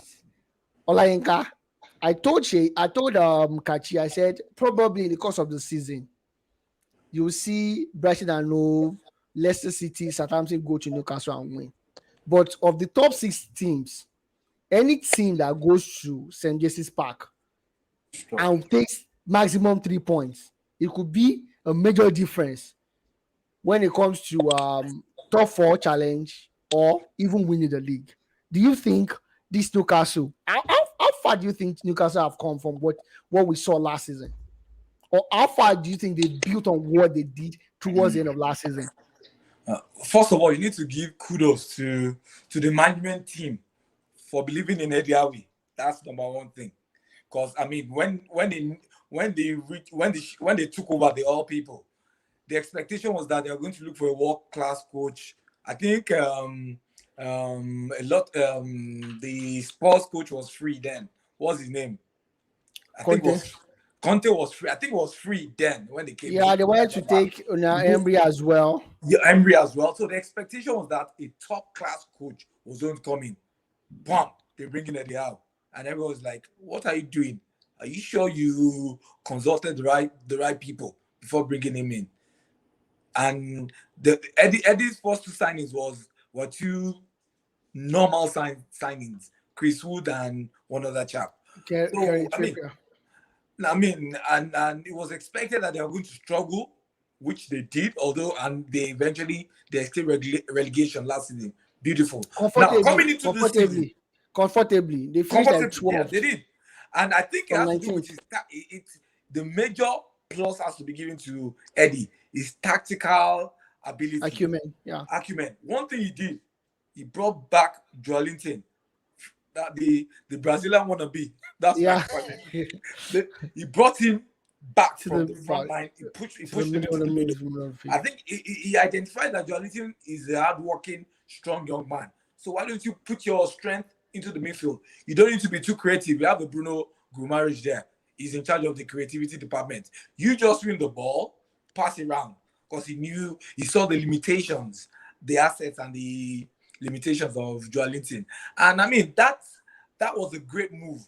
That move has created a solid balance for that team. Right now, Joelinton is a regular in the midfield, and even today he had a very good game. He had a good game. Yeah. Although it would have been better if they had won from being 3-0 up, from being 3-0 up to 3-3 draw. 3-3. Now, I mean, They're playing against Eddie Howe champions. might not be the coach to win them the title, but at least he has given them a balance. So And a even good if they direction. decide to replace him today, he could always say that yes, I've created a good A foundation roadmap. for a world-class coach to build on. If a new coach comes in and brings in new players, at least there's a foundation in place. There's a fulcrum in place. All he has to do is build around it. Yes, they might not win the title, they might not be top four, but they're going to give a good showing, and I see them finishing in the mid-table. And I think he favors the 4-3-3 style, which is a safe style. I call it that, especially when you have young and strong average players. All right. It's a safe style. So I see them finishing middle of the table, and Eddie Howe doing good at the end of the day. All right, perfect. Shay, when we're doing the fan zone, someone, Debade Eddie came on the show and said one of City or Liverpool will struggle this season. Do you think City could struggle against this kind of things going forward? Next game is Crystal Palace, and we know what Crystal Palace did to them last season as well. Do you think there will be a little bit of struggle for them against this kind of team and this kind of pressing, gang pressing, and overhead activity by teams like this? No. The straight answer is no. I don't think City is going to struggle this season. They showed why they are champions, coming from 3-1 down. You know that there can be only two teams that could do that, either Man City or Liverpool. That's judging by the quality and also the belief and the way they played. You can also see what happened to Liverpool last week when they lost Darwin Nunes to a red card. We couldn't tell. They were still the pressing side. So these sides they are filled up with quality players that work hard. And Man City is, for this season, I think Man City is a little bit above of Liverpool, because Liverpool are still struggling to just get some things right. And I'm sure by the time they are back on their feet, both teams will still fly high. You still see the difference between those teams and the rest of the league. Back to your question, Man City is not going to struggle. I think we have to give the big kudos to the Newcastle players. They ran from 0 to 95 minutes. And they closed down the City players when they should do so. You could remember when Trippier almost got a red card. It was just textbook for him. He knows that once De Bruyne is able to get out of that particular part of position, the field, this is going to be game over. It was game over, and he had to launch, to take that tackle. So they did what they were supposed to do, and they got the result that they deserved. But I still think they could have taken the 3 points. 3 points. Of course, a United fan. What do I expect from you? Fulham defeated Brentford 3-2. West Ham are still at the bottom of the table after losing to Brighton and Hove 2-0 at home. Olale, for the first time since 1993, Arsenal are winning their first 3 games and their third game without conceding a goal, which is keeping a clean sheet. 2 games keeping a clean sheet, and the first time they are winning their first 3 games since 2004, 2005 season. I know you'll be deceiving Arsenal fans. I'm not among them. Anyways, that they will win the league. But is this an upward trajectory for Arsenal going forward? And do you think at a point we'll see the Arsenal vote while they would deceive us and fall back into their old habits? No, I don't think this team is a team that will probably deceive us. I think they have a very favorable fixtures. I think 4, 6, 7 games, and you can't ask for a better start than coming up with 3 wins. It's a confidence booster. This kind of new signings, everybody is settling in. Saliba, ask probably uh, we probably need to ask more questions of Ateta why he probably had to send him on loan last season. That's right. We are seeing more from Jesus. Jesus. He could have probably easily got 2 goals yesterday. It was very fantastic, especially in the first half. So I think it's a good start that Ateta will have wished for, which I think he has not been. He hasn't gotten since he took over the Arsenal reign, and I think I expect them to build on this. It's a squad full of depth. Yesterday we saw a glimpse of Smith Rowe, the Vieira guy that was signed, and Keron Tierney. When quality players like this comes from the bench and gives you some, you have to be very happy as a manager. I think I think the area so far in those 3 games, I think Arsenal probably I need to work on is big chances they are conceding to the teams, especially against Leicester and Crystal Palace. Probably Crystal Palace where they were a bit unlucky not to get a goal. Yeah. I think they need to work a bit on that. Beyond that, I think they just have to take every game as it comes this season, because as much as City and Liverpool are a bit ahead of them, I think City might probably there will be a change in mind from on the part. I think City in terms of depth are a bit they are not deep as they are supposed to be, especially in defense. Liverpool looks like they might struggle this season, like especially with their midfield. So Arsenal should just take it game after game and see how one at a time and see where it leads them. That's my own. All right, perfect. So I'm going to pitch you against Olayinka right now. United versus Liverpool Monday night. Olale, who's going to win and why? I think Liverpool is going to win. They have the better team. They have this high intensity game in them, and I think the reason why they are going to win is because Ten Hag will still want to play from the back, and I think Liverpool are probably the best team when it comes to pressing you from the top and what do you call it from the and probably just taking the rhythm out of your game. So I just don't think the United team is probably still ready to play the way Ten Hag to compete at that level. I think the Liverpool game is just coming at a very wrong time for them.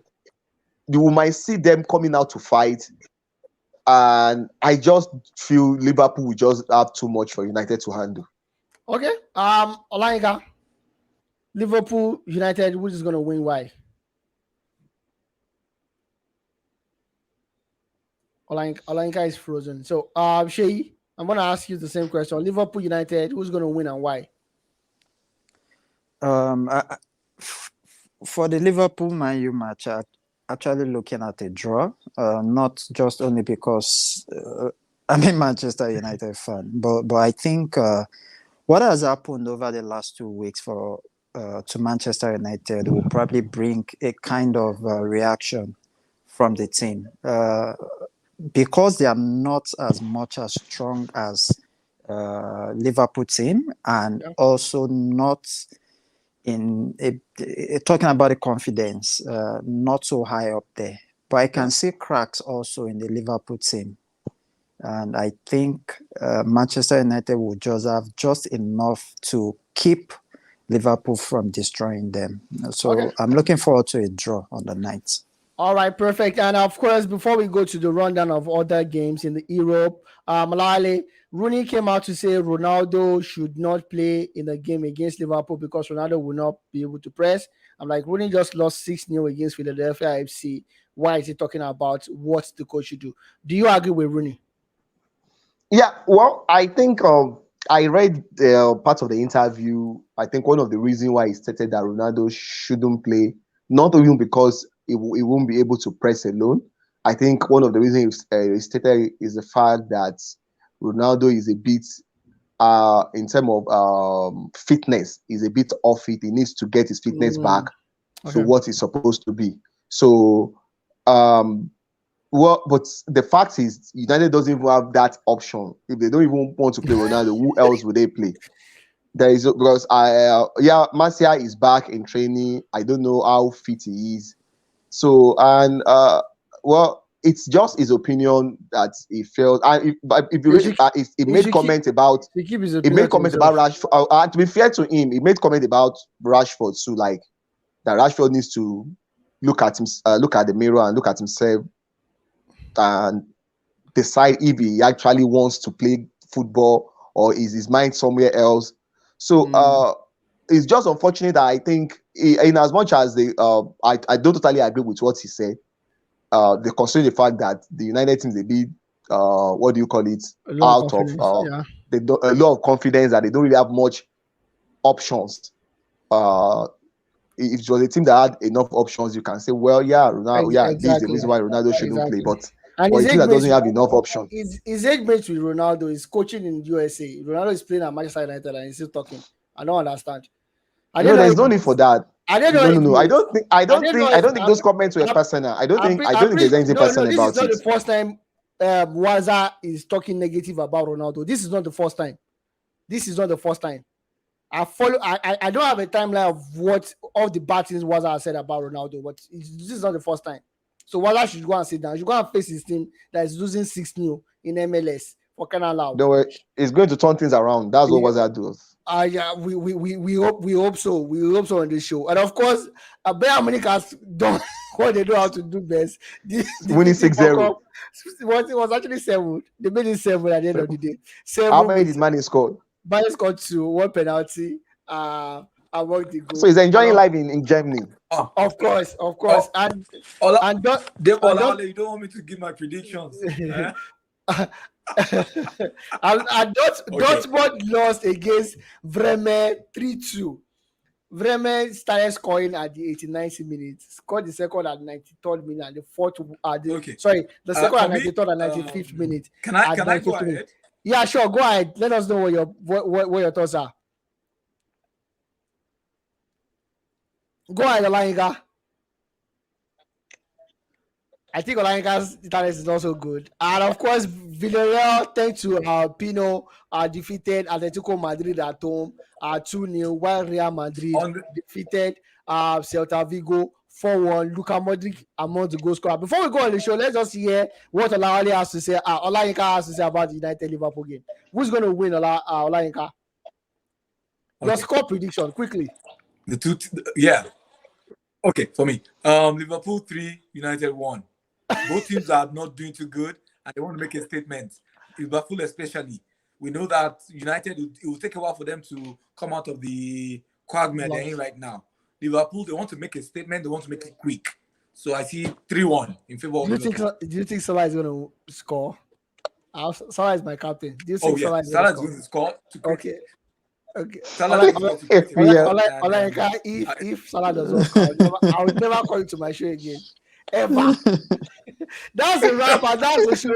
My name is Najee Adebo, and thank you very much for staying tuned with us. We'll see you, of course, next week. And of course, over the course of the week, join us on Instagram as we discuss Fan Zone potentially on Friday night while we are with the Premier League. Don't go anywhere, guys. We love you.